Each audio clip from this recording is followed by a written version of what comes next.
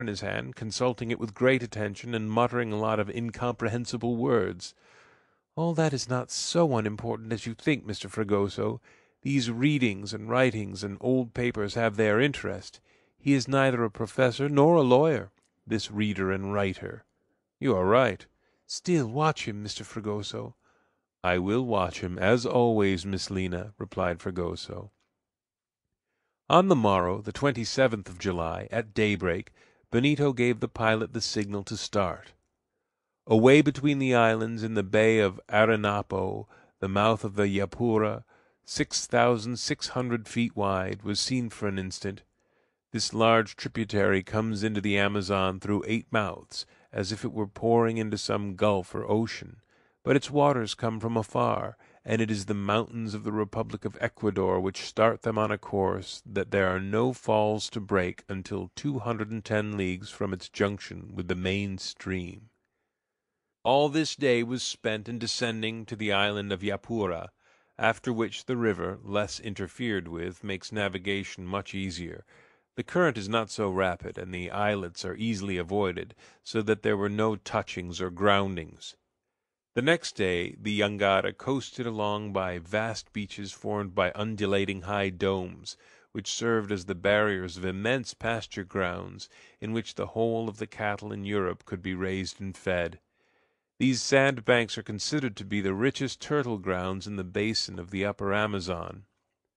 On the evening of the 29th of July they were securely moored off the island of Catua, so as to pass the night, which promised to be dark.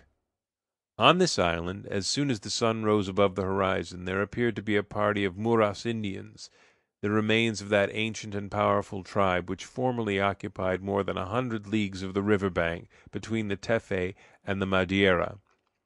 These Indians went and came, watching the raft, which remained stationary. There were about 100 of them, armed with blow-tubes, formed of a reed peculiar to these parts, and which is strengthened outside by the stem of a dwarf palm, from which the pith has been extracted.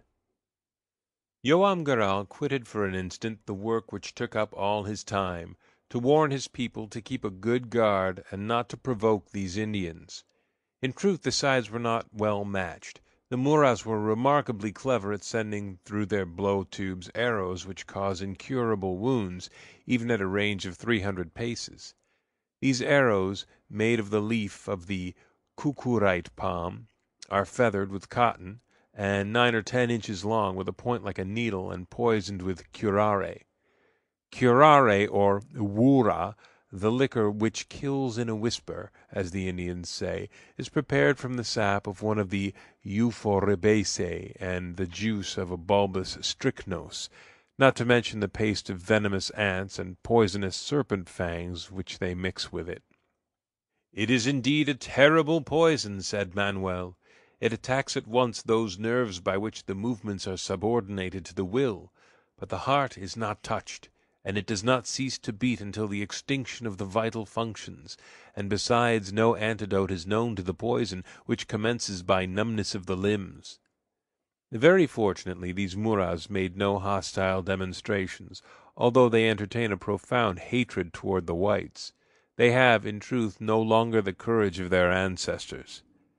At nightfall a 5-holed flute was heard behind the trees in the island, playing several airs in a minor key. Another flute answered. This interchange of musical phrases lasted for 2 or 3 minutes, and the Muras disappeared. Fragoso, in an exuberant moment, had tried to reply by a song in his own fashion, but Lina had clapped her hand on his mouth, and prevented his showing off his insignificant singing talents, which he was so willingly lavish of. On the 2nd of August, at 3 o'clock in the afternoon, the raft arrived 20 leagues away from there at Lake Apaora, which is fed by the black waters of the river of the same name, and 2 days afterwards, about 5 o'clock, it stopped at the entrance into Lake Cory. This lake is one of the largest which communicates with the Amazon, and it serves as a reservoir for different rivers. 5 or 6 affluents run into it, and there are stored and mixed up and emerge by a narrow channel into the main stream. After catching a glimpse of the hamlet of Tahuamiri, mounted on its piles as on stilts, as a protection against inundation from the floods, which often sweep up over these low sandbanks. The raft was moored for the night. The stoppage was made in sight of the village of Corry, a dozen houses, considerably dilapidated, built in the midst of a thick mass of orange and calabash trees. Nothing can be more changeable than the aspect of this village, for according to the rise or fall of the water, the lake stretches away on all sides of it, or is reduced to a narrow canal, scarcely deep enough to communicate with the Amazon. On the following morning, that of the 5th of August, they started at dawn, passing the canal of Yucura, belonging to the tangled system of lakes and furrows of the Rio Zapura, and on the morning of the 6th of August they reached the entrance to Lake Miana.